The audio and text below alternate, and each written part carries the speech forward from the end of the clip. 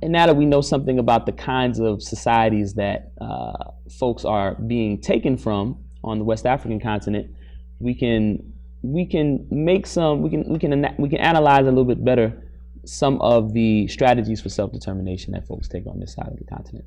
So,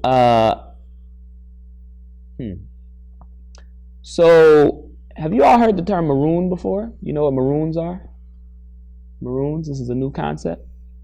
Okay, so maroon is a term that we think probably comes from the word cimarron, and I'm probably butchering it, but it means untamed or wild, and it's a name that was given to runaways, right? Runaway slaves.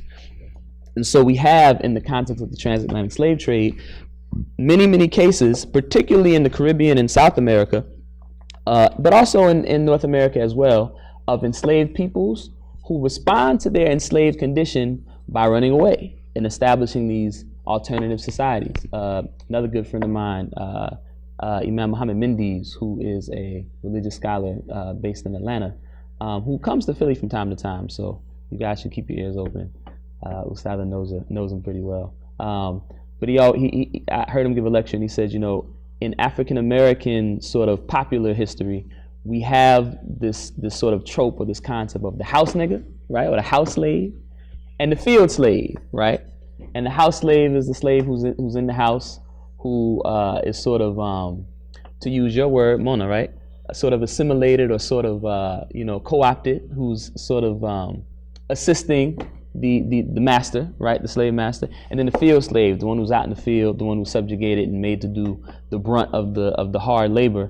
But we don't talk about this third category of the person who ran away, right, and did something different somewhere else up off the plantation. And this is what we mean when we talk about maroons. And the first maroons that I know of, so now that you all know what a maroon is, right? The first maroons that I know of, and this is not to say that the first maroons that exist, but the first maroons that I know of actually date back, and as a Muslim, this is a history that I'm interested in, date back to the time of the Prophet Muhammad, praise and peace be upon him. Does anybody know this story? Know about the first Muslim maroons? Anybody know about the first Muslim maroons? So you guys know about the Hijra, right? The Hijra, where the Prophet Muhammad, praise and peace be upon him, took some of his people or took his followers and they migrated from Mecca to Medina, right? But in the process of this movement that our Prophet, praise and peace be upon him, was mounting, he entered into a famous treaty. Anybody know the name of the treaty with the Meccans? Hudaybiyah, right? And so one of the stipulations of the Treaty of Hudaybiyah that the Prophet, praise and peace be upon him, entered in with the Meccans is that anybody who came to Medina, right?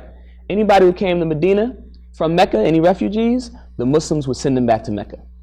And this was obviously something that was a concession that the Muslims didn't like to have to make, but they felt that the Prophet, praise and peace be upon him, felt that it was paramount to establish this treaty to begin to establish Medina, right, and maintain its security. So anybody escaped from Mecca, we'll send them back to the people that are oppressing us over there in Mecca. But anybody who runs from Medina to Mecca, you don't have to send them back. You can keep them, right? And so there were people who did run away from Mecca and came to Medina. And these people, or at least there were some cases, I don't know if these were all the people who escaped from Mecca to Medina, but certainly there were some people who escaped from Mecca to Medina that the Prophet, praise and peace be upon him, sent back. He sent back to Mecca.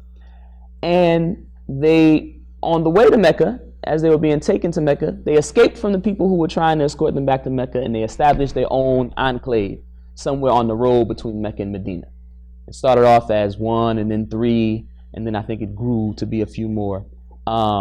And they had their own sort of situation, you know, off the road, off the beaten path, off the road from Mecca to Medina. And whenever the Meccan caravans would pass by their road, they would raid it. They would steal from the caravans of the people who oppressed them and caused them to have to go into exile in order to sustain themselves.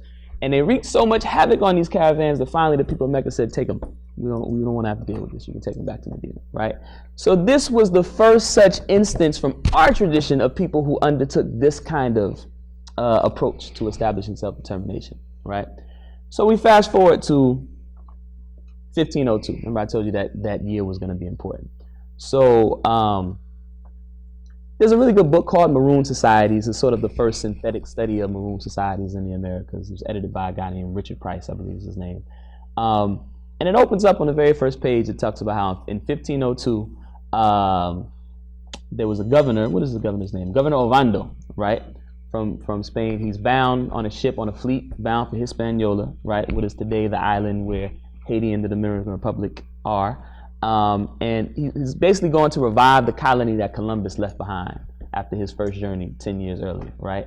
And he had some enslaved Africans on that ship.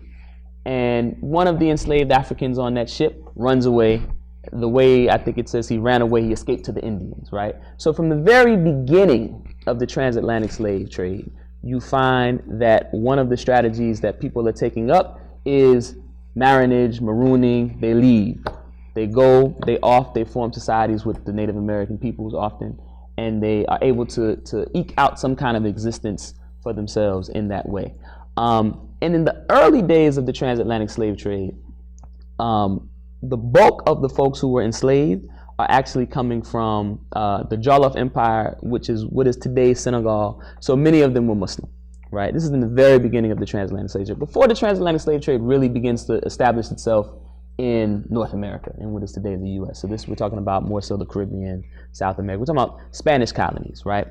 And they begin to develop a reputation, many of the folks enslaved, particularly from Muslim societies, they develop a reputation for rebelliousness, for running away, and for even in some cases you find they build alliances with Native Americans, and Native Americans begin to become Muslim. You know, we have all of this stuff happening, such that by the time slavery becomes established in North America, there is a move to find slaves from a different part of the continent, right? And so you find a lot of the early slaves in North America, they come from further south in what is today Congo, what is today Angola, this area of the continent.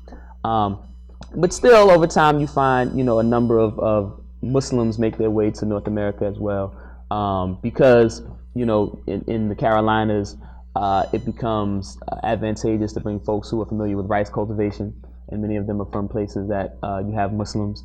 And also because throughout the transatlantic slave trade, you have a large number of slaves in North America that are actually brought from the Caribbean, right?